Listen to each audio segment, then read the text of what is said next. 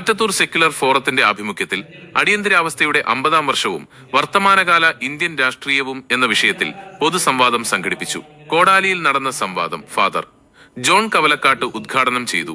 PS Ramakrishnan അധ്യക്ഷത വഹിച്ചു. PC ഉണ്ണിച്ചക്കൻ മുഖ്യപ്രഭാഷണം നടത്തി. CK രഘുനാഥ് അടിയന്തരാവസ്ഥ കാലത്തെ തന്റെ ജയിൽ അനുഭവങ്ങൾ പങ്കുവച്ചു. PK Venugopalan, Chandran TM, OS Madhavan, Ummukulsu Azeez, VK Kasim, Jayapalan TD, Joseph വാസുപുരത്തുകാരൻ, ശിവദാസൻ കൊടുങ്ങ തുടങ്ങിയവർ സംസാരിച്ചു.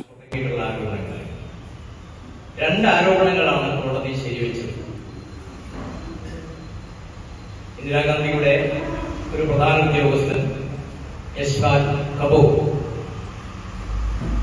അധികാര ദുർവിനിയോഗം നടത്തുകയും തെരഞ്ഞെടുപ്പിൽ അനധികൃതമായി ഇടപെടുകയും ചെയ്യുന്നത് തെളിയിക്കപ്പെട്ടതിന്റെ പശ്ചാത്തലത്തിലാണ് ആ വിധി.